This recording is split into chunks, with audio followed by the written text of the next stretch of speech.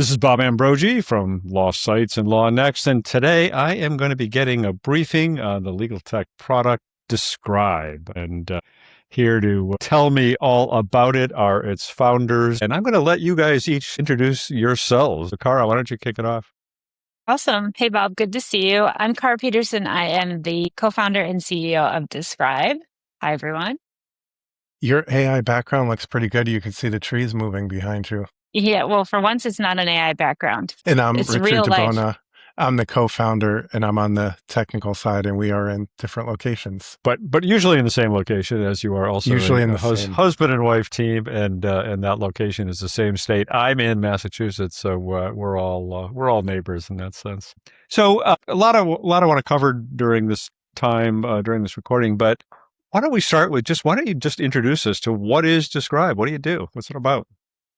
Cara, you Yeah, want to do that? I'll start with sort of what we're doing, and then maybe Rich can explain the how. So we are, if you have to put us in a box, we're a legal research company. So we've been around about 3 years. We launched in the summer of 2023. And, it's evolved along the way. Like Bob, you talk about this a lot. Like what does legal research even mean? So we do describe ourselves that way, but we're starting to think about how to expand that sort of description to include intelligence. So we talk about ourselves now as a legal research and intelligence tool. And what does that mean? That means not only do you have all the data that you need to research particular issues, which obviously, attorneys have been doing forever, but also that we're able to surface like really important insights and intelligence on top of all that data. And we'll probably talk about that today, but that's definitely where things are going. All right. Well, let me ask the why. Why did you want to start this company? Yeah, I mean, obviously, everyone just sits around thinking about starting a legal research company, right? Like that's just an average thing that people do. And the weird thing that about us is neither of us are actually attorneys. So it's even weirder that like, okay, so two non-attorneys or non-lawyers, right, are sitting around thinking like, what should we do? Let's start a legal research company. But it actually came from a personal experience. So we had a personal experience where we had to deal with some employment law stuff and very quickly realized that for sort of average, regular people, it's really hard. And it's so obvious, to everyone that that's the case. But until you're faced with it, you don't really know. So this was during the deep, dark times of the COVID pandemic, if you can remember that. And we needed to find out some information and found out it was really hard, even for just, college educated people with lawyers as friends and family members. It was really difficult. So Rich, being the engineer that he is, decided that maybe he could do something to help solve it. And that was the beginning. Rich, do you remember those days? Yeah. I mean, prior to ChatGPT, there was no way to search anything around the law or do anything. So it was like you would type it into Google, but you would get back, you couldn't type in like your case facts and get anything. It was just like any mention of the words. So I spent a lot of time reading raw opinions and getting through like 45 pages and then realizing it had nothing to do with what I was dealing with and stuff. So it was a lot of that. And then when ChatGPT came out at the end of 2022, I always like to try new things. And it seemed like everybody was talking about this. And I was like, oh my God, I'm going to be late to this thing. And I found out that they had an API for programmers, not just the chatbot. And I always like to do things on that. So I figured out, and they didn't have any documentation back then, how to summarize text, which seems very trivial now. But I figured out how to put in one of the opinions I was reading and have it summarize it via a program. So not a vibe coded thing like I had to program it myself and back in those days. And it actually did a really good job. So I started feeding it in other things like all the briefs that were filed in our case. And then I started feeding in a whole bunch of other things, and it continued to do a great job. So I found that Harvard, what was it called? The Case Law Project, Cara? Case Law Access Project? Yeah. And that's right down the street from us. And so I saw that there were these cases that they, had out there. And so I signed up and I started trying to summarize 500 cases a day just to to see. And then really quickly, a month or two after that, like once I got through most of Massachusetts, I decided we should make them searchable. So I figured out again how to use their programming tools to make things searchable, because none of it was trivial, none of it was documented. It was a lot of trial and error, which, programmers really like. It bugs the crap out. Kara hates trial and error stuff, but We could not trade jobs, let's put it that way. But I ended up with this little search engine where you could search Massachusetts cases, and that's when it was probably like April of 23, and I called Kara and I'm like, look at this little tool I made. And then do you remember that, Kara? And the marketer in Kara kicked in, and yeah, it was actually the public health person in Kara. Is that what it was? It was, but it's kind of like this mix. So before being an entrepreneur, which is like, very interesting thing to do at the latter half of your career, right? Like I worked in higher education and nonprofits, right? Makes complete sense. So I had spent maybe like the previous 10 years or so in public health communications. And so I got really interested in public health and like using technology to solve like big societal problems at scale, et cetera, et cetera. Anyway, so I remember exactly what happened is Rich's office was in the hallway, which was kind of terrible for him. But anyway, so I was walking behind his desk. I remember specifically walking behind him, and because he's obviously an engineer, right? So he's always building something. And I said, oh, what are you working on? And he just started showing me, and it literally was like a cartoon light bulb went off over my head. And I was like, wait a minute, this is so much bigger than just some cool thing you're building for yourself. Like there's so much need out there. So that was kind of the spark. And it really, I don't think we could have ever expected, how far we've gone with that. But it's a real testament to the moment in AI and what's possible for builders. Was that the moment in which you sort of where this converted from being a solution to a personal problem to a product for a broader market? Exactly. Yeah.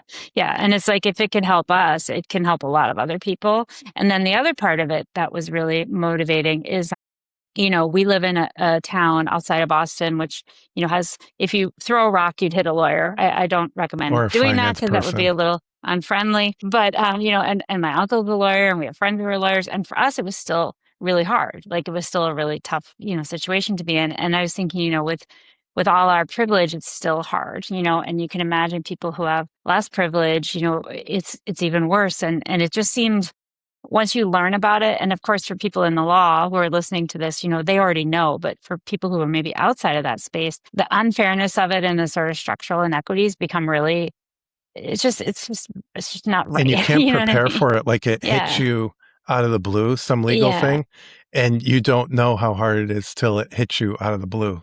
Yeah. Yeah. So I realized that, a couple of weeks ago on my podcast, I had Renee Kanaki Jefferson, who's a law professor, very accomplished law professor at the University of Texas, University of Houston, I forget what it is. But she was talking about in her own life, how she had this moment where she had a personal issue happen to her. And she realized she didn't know how to get a lawyer and she didn't know how to get legal help, even though she knew a million lawyers and she is a lawyer. Yeah. Yeah. And a law professor, it's so difficult to get that kind of, to get to know where to turn when it happens to you. Yeah. Right. And the idea that like the law itself was hard to access, like to me, that it just was so strange. It's like, but it belongs to us. How is this not, out there? And of course, other, places have had these same realizations. And, like Adam Ziegler with the, with the Harvard project. And then of course, like Mike Lissner with the Free Law Project. So there's a lot of people who are building in this space. So quickly became a passion. And at first, we actually were very focused on pro se litigants and trying to help, the people who were out there trying to do their own thing. And we actually had a completely free product, but it's evolved a lot since then. Yeah. Yeah. Well, I mean, we started gathering up all the data, and then we were like, why don't we just put this search engine out there for free for anybody to search cases? Because the original thing was these summaries, which are kind of like cliff notes for judicial opinions, and it makes them a lot easier to read and you could kind of understand them. It wasn't just summarizing like one piece, it summarized the entire opinion so that you can kind of understand what's happening without all of the stuff that's really deep dive, but it doesn't lose the legal fidelity. So we made sure we did that. Yeah. So I want to talk about how the product has evolved over those years. But I'm curious if you could just expand on that sort of the market evolution. I mean, who is your market today? Who is this product for? Yeah, so we are a justice technology company very firmly, but we are a company, right? So like there was a moment in time where we could have split and become a nonprofit maybe and done something on that lane, but we decided no, we believe We're going that to be you a can. no profit instead. Very funny. That's no longer the case, fortunately. But there were some times where that was the case. But our thesis was that there's such a huge space to build in, and I think that what's happened in the market lately has kind of proven that's true. Between like free Google search and like the big incumbents on the other end. So we're like, let's build in that in between. So at first, it was like we say, it was maybe more pro se and all that. We pretty quickly moved away from that, and now we're almost exclusively a tool for legal professionals. Because what happened is the product began to evolve. It became much more complex behind the scenes, not necessarily complex for the user, but it became, I don't want to say it was too much for pro se, but that wasn't the right focus anymore. So our thesis is that the more we can serve legal professionals to be efficient and have tools that work well for them at a cost that's completely reasonable, the more people they can help. And so it's still a justice tech company in our thesis. We'll see if the audience buys that one or not, but that's where we're going. So now we have primarily almost exclusively legal professionals. We're at about a little over 1,000 unique users. We get our users one at a time. Like we're not actually like paid ones, not just people these are who visit the paid site. users. We don't count people who are just doing testing it out or whatever, because that's misleading. I think to count those as users. So we're in hundreds of law firms. Yeah. Small solo. What's the argument for? And again, we haven't gone into the product yet. We're going to do that. But just sort of at a high level, what's the argument for why a legal professional would want to become a customer of Descrybe as opposed to one of the other legal research platforms already out there on the market? Or is it in addition to? How does it? What's your thinking on it?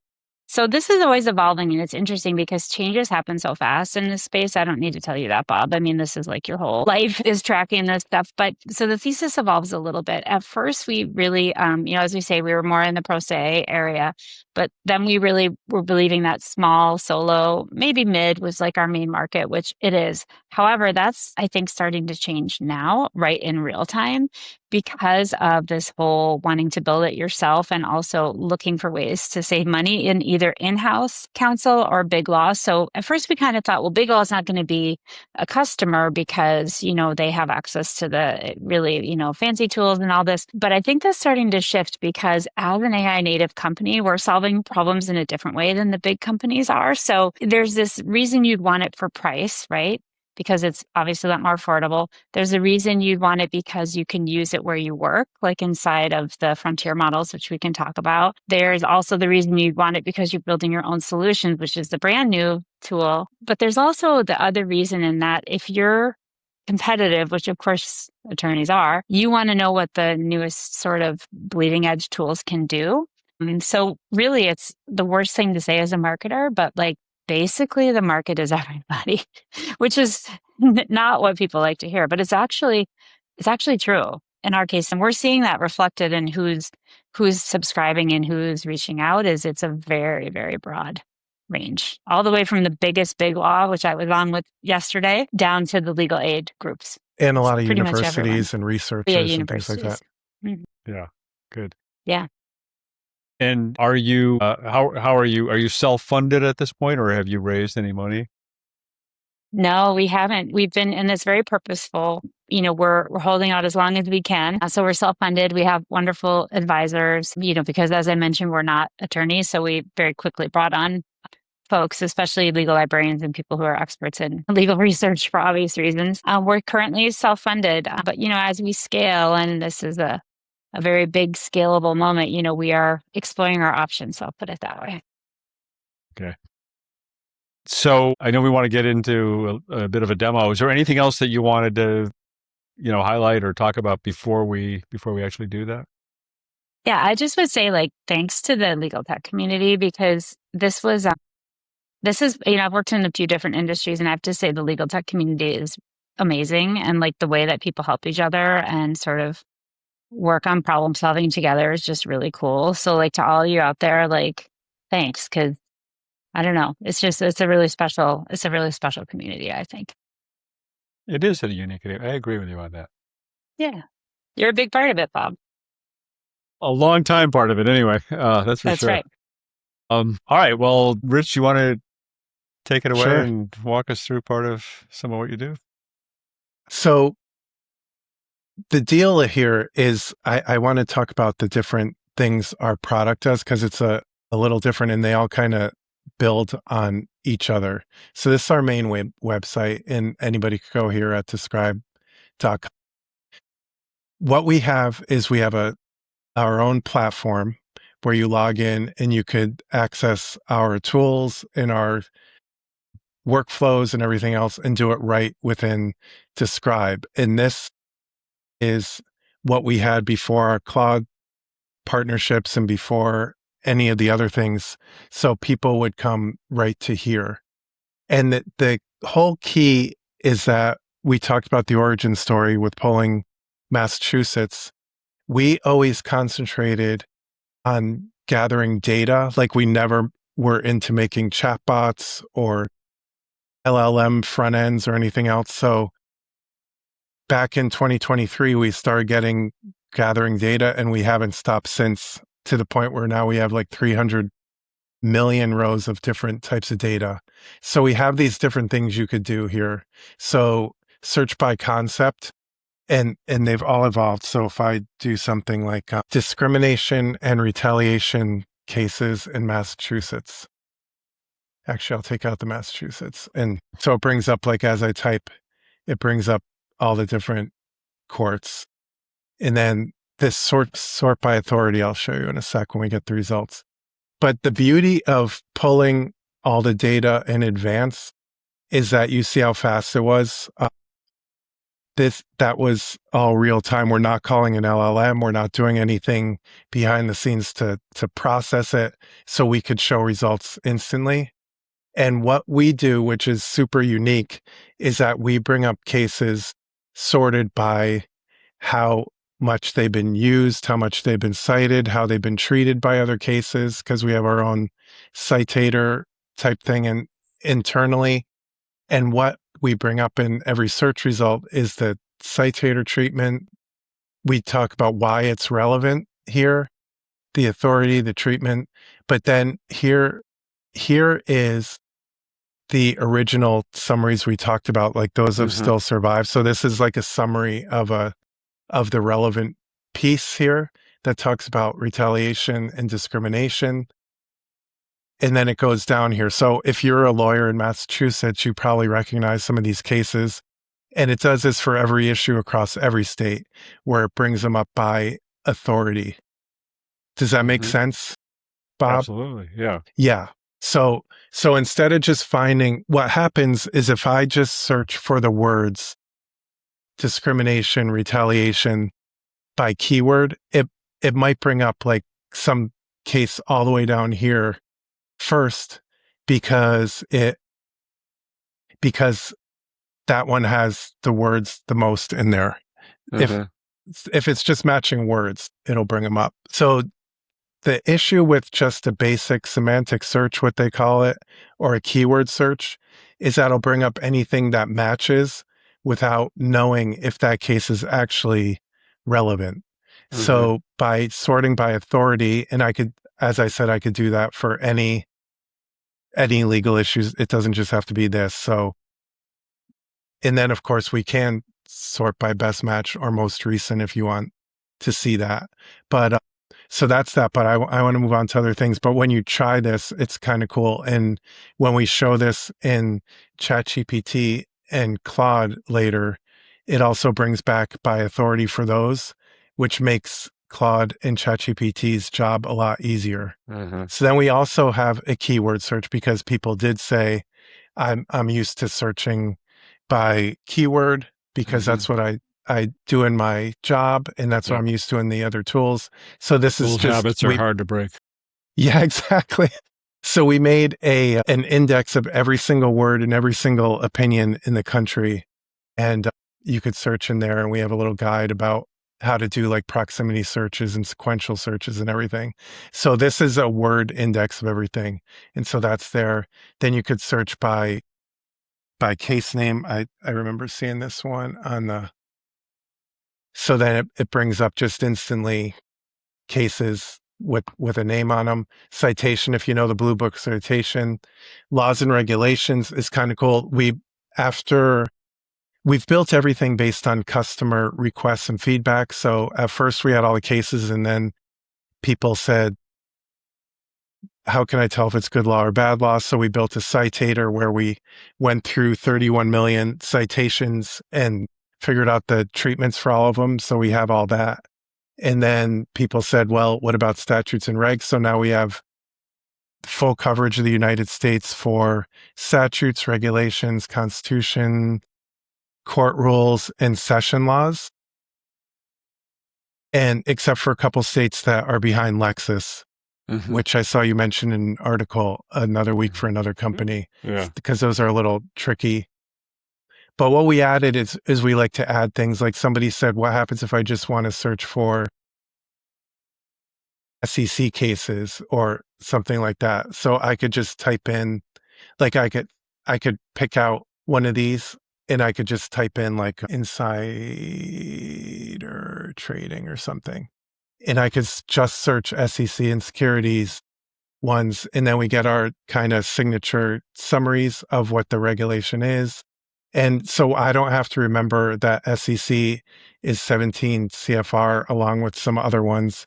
It does that for you behind the scenes. And then it shows you the matching things. So if I click this, it'll bring you to the original, but it'll also, on some of them, it'll bring up the part of the statute that matches. So that's the statutes and regulations, and you could search in different things here. Yeah. But are those topics generated, assigned through AI? This is all done beforehand. So what we did was we figured out all of the topics that are in all the federal code, and then we added some other ones that might be across states too, like bankruptcy. We have bankruptcy decisions, and is trademark in here somewhere? Like we have trademark and patent decisions in here too. So we put in the different things that might appear in our corpus, but it's not generated on the fly. Like nothing in here except for the one thing I'll show you, our deep research, is done in response to a user hitting search. Like there's no LLM calls. Like if I can I interject on that? Because that's obviously cool because it's fast, but it also means you're not burning tokens, right? Yeah, which is why we don't have usage limits the way other places do, because we're not burning tokens. So you can there are a few places which we'll show you later where there are some token usage caps, but for the most part, when you're in our platform, you can just search all day long and we don't care. Like it doesn't, it's included in the base membership. Yeah. And that's how we keep our prices low too, because we don't have to pass anything through. Are there implications for that? Are there implications in that for the potential for hallucinations? In other words, does that reduce the potential for hallucinations? Yeah. I mean, because when I search by concept here, what happens is it only brings up cases that are in our database, and it only searches against our database. So it's not asking it to do anything but bring up cases that already exist in our database. And then the fact that they're sorted by authority makes it even harder. It's not asking an LLM to do anything. So yeah, in answer to your question, it makes it harder. Yeah. I can't see you, Cara. Are you trying to say something? Yeah, I was just going to say, I think, Bob, you're landing on a really important point, because when we talk about being an AI company, we're AI and other tech, right? So AI sometimes is the right solution for certain things, but some of this is just good old fashioned, engineering and data, and, structuring and stuff. So you're right. It's not making up cases right now. It's only pulling from its own corpus. So yeah, no one should ever say the hallucination risk is zero with their product, but if you're not using any generative stuff, it's hard to it's not hallucinate. generating in this part, it's not generating, so it can't hallucinate. Yeah. Yeah. So this is our legal issue explorer. We're actually pretty proud of this. What we did was we went to all of the opinions. We've spent a lot of time going through every opinion, and that's like, if you could see my other screen, even now there's things working 24/7, just pulling data and getting things out of the newest cases and everything else. But we went through every case and we found every legal issue that's addressed in them all. So cases or opinions tend to address maybe 5 or 6 legal issues. So we pulled all those out. And if I just do this is like an autocomplete here. So I can just start, I'll just do like a legal search. So I could just click one of these legal issues. It'll bring up every single case that address that like instantly. So this is when you ask like, why would they use our things? We can locate cases and opinions so fast. In here, like we have the citator on these and why it's relevant to what our thing is and what the research value is. This case is a strong anchor for the selected issue and is a good place to start. So it tells you like meaningful later case support. So it tells you why these cases would be good to research with. Again, we're not just finding every case that dealt with this admissibility of evidence. We're finding the ones that lawyers have used the most in their work or have been cited the most. And it's not just the oldest cases, because the oldest cases get cited the most, but that doesn't mean they're the best anymore. And if I can interject, there's one interesting thing. I think this shows kind of, in some ways, the evolution of the product. Because at first, it was like, here, and Bob, you've written about this kind of as a theme in legal research, is like, here's a bunch of cases. Okay. Like it doesn't give you the intelligence, right? So as we've evolved, we realize like that was useful to a certain extent, but then and so what part is what we've built more recently. And I think that's what's most useful, like not pushing up into the practice of law or UPL stuff or anything like that, but for an attorney saying, and why did this matter to you? Like that's where it starts to get really interesting, I think, because anybody can, as you've mentioned, anybody can kind of regurgitate the case law now. That's no longer a meaningful differentiator. It's just how smart is the sort of the insight you're getting from it. So and we tell you like, compare the facts and issue before relying on it, et cetera. So we tell you all this stuff for every case in real time. We don't say like, for Commonwealth v. Jackson, now go generate the citator stuff and you would sit there for 25 minutes. We give it for every single one in every search result, because again, we've pre-processed it. So those are the tools. And I showed you those first for a reason, because they're going to come into play in a minute.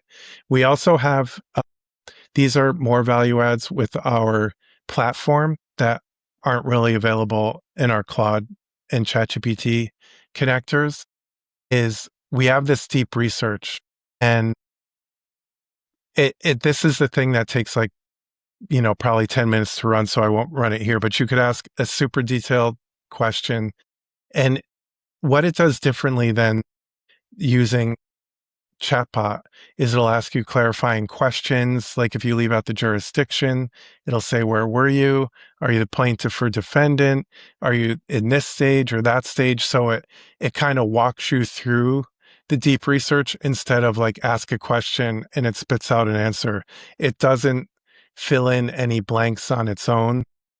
It makes you specify, or asks you to specify. If you don't want to, you don't have to, but it asks you to specify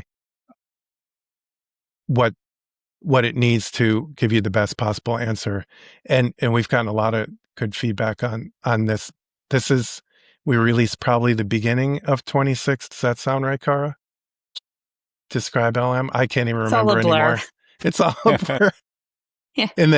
And then we have an advanced brief checker, which you could upload your brief. This is the only place you could upload files, but we delete it right after we read it. So we don't want to get into storing people's files or anything. But it tells you not only if the citations are real, but if the way you quoted the original source is supported by the source, if you've a lot of what we noticed in testing this is there's a lot of paraphrasing of the source going on. And so it'll tell you if it's paraphrased so much that it's kind of lost the meaning or differed from the original source quote, if that makes sense. And so it's a good thing to run your own brief through, but also opposing briefs through so you could see. I think that paraphrasing is probably the number one thing we found that happens probably more than people think. And so everybody probably just assumes like, oh, they paraphrased it, that must be what it said, but it's very subtle the way it can lose meaning. And so this in the deep research we actually do call the LLM, and that's why they're behind. Our platform costs a little more than our connectors. So you get these more precision tools, and then you get the workflow tools. Right. So now I want to show you how we kind of evolved that, unless there's any questions right now. No, let's go on. Okay. So the next thing we did here, this is the thing we brought up, so I'll just close that. So back in May, we were asked to be part of the Claude for Legal launch. So we're one of the official connectors, or what's the word they say, Kara? That's not partner. We're collaborating. We're officially collaborators. Yeah, we're officially collaborators. So yeah. So in here you can connect to Describe. I'll show you on ChatGPT because I actually have a clean account here. And so I'll open my sidebar, I'll just go to a new chat. What do you mean by a clean account? So meaning like this account is just an account I don't have Describe connected to or whatever. I'll show you how easy it is. I have 2 ChatGPT accounts. And I realized that's before. All? That's really. Jeez. We do all of our stuff through the API. So that's why like our API bills are. Let's not talk about that. Yeah, we won't talk about that here. That's why we're a no profit, or we were a no profit. But we're not. Don't say that anymore. It's not. Yeah, true I guess anymore. that would. Yeah. So if I go into the plugins, they used to be called apps, and on Claude they're called connectors, but here they're called plugins. And so in here, I just started typing, and Describe Legal Engine is here. So this is their official like marketplace or directory. You could browse through the whole thing. It's kind of like the Apple App Store. I just searched to it rather than browsing through to make it quicker. But then I click and it shows here what it does. Then I could do install plugin. And then what it does is because I was logged in already, it makes it super simple. We suggest logging in first. Logging into Describe. Yeah. Yeah. So then it's installed, and so I could try and chat. So I could say, this is the thing that I suggest doing first, no matter what connector you use, what kind of tools are available and what can I do with them? So I'll just type that in. And now this is going out and calls our database, but because we have all the data already collected, all it's doing, like we don't call an LLM on our side, we just return the data it requests. So this is where it's a good way to get kind of up to speed on what these connectors can do. Again, whether it's Describe or something else. But for here, it shows like the different tools we have. And you'll recognize a lot of these. Got it. I don't even know what it's asking. You'll recognize a lot of these from the platform. So like search laws and rules, search the case text, find a specific case. What we did here was we made the tools from the platform here available within the chat so that if you use it in the platform, it's kind of like driving a stick shift in a car. You could select what gear you want to be in. You could select what you want to search for. When you do it here, it's more like an automatic. So I could say I'll do the same thing here. Show me cases in Massachusetts that deal with spoliation of evidence and discrimination. I think I said retaliation in the other one, but So now so what's happening here, so you could see the D, and it's actually going to our platform and calling these exact tools behind the scenes. The tools One of the from questions here. I'm always unclear on is if I just open a cold new chat session in ChatGPT or in Claude, do I have to ask it to search Describe, or if it's a legal question, is it just going to know to go to Describe? I found both. And so if I were to go to a new chat and say like police searched my car in my driveway, and let me see if I could get rid of this. How do I get rid of that? Maybe it's just connected. I don't want to take up your demo time, but I have definitely found that it will use Describe automatically.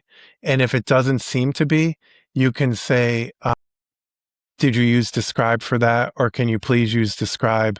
And it will be like, oh yeah, I'll go use Describe. Because sometimes it thinks it could answer, like maybe this is just, it'll go find what it knows about the Fourth Amendment or whatever, for but this you can one. steer it. But you could definitely steer it by saying, Right. use Describe to research this or something. And you don't have to say Describe legal engine. You don't even have to add it like this. You could just say, use it. So here's what it's still searching. So it's doing some pretty deep research, and it'll tell you, because we're returning things by authority, you'll usually find that Claude and ChatGPT will kind of complement the cases we're returning. One of the reasons we added that was early on in testing with Claude, it would say like the cases I was expecting to find aren't there. And you could see that even when you try to use other tools, but ours, it's very blunt. So it'll say it didn't work. I'm not going to use it again. It's not working. Exactly. That plugin. Not with ours, but yeah. Not with ours. No. Oh, look at it, turned our icon green. But so it shows you, and this is from our platform. So it brought this stuff in. It brings in, if I click here, it'll show you the link on our case. And on our platform, on our website, we're on describe.com. Here's the summary. Here's the original. So it lets you go back and do it. Oh, and then we let you generate a PDF. So if you want to print it, but it shows you the cases and then it tells you about this. But the cool thing about Claude versus or ChatGPT, they both work pretty much exactly the same. It's like Coke and Pepsi at this point. So it's more of a preference.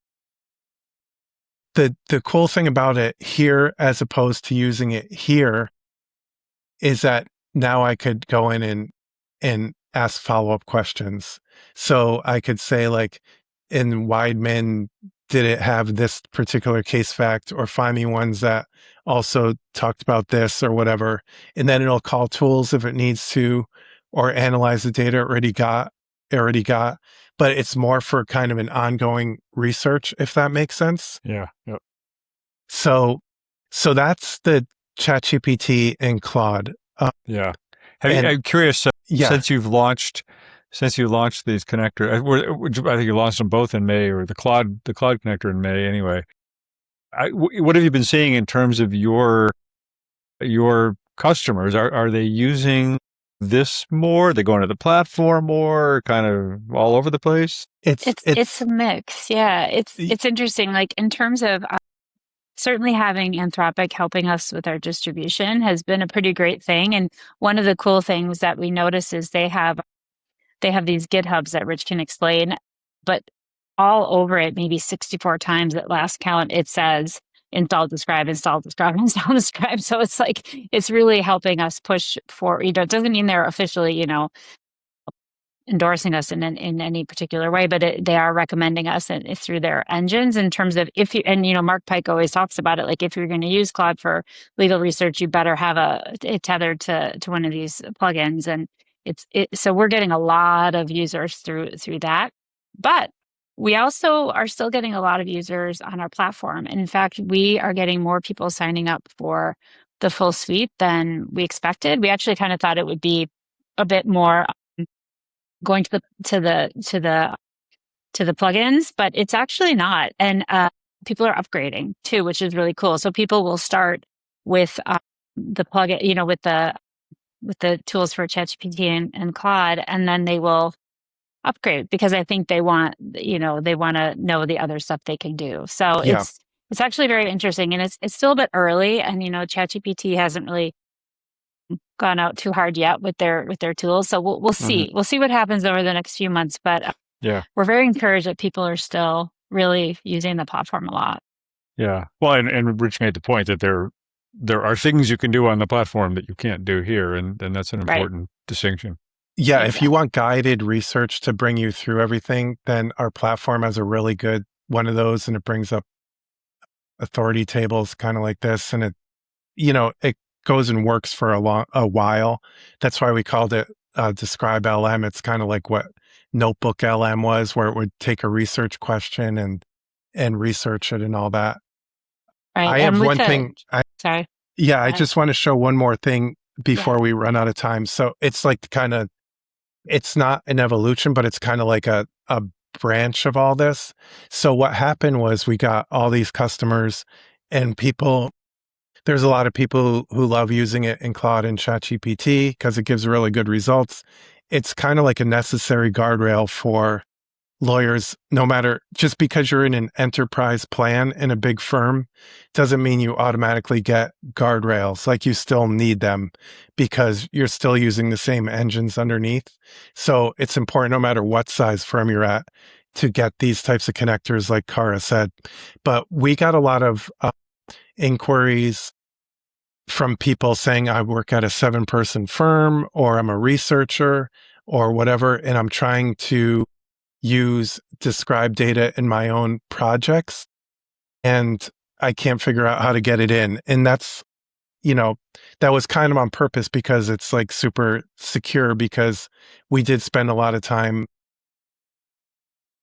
assembling the data and creating it. So the data is not just open source. It's very proprietary, just like, the head notes in the big players.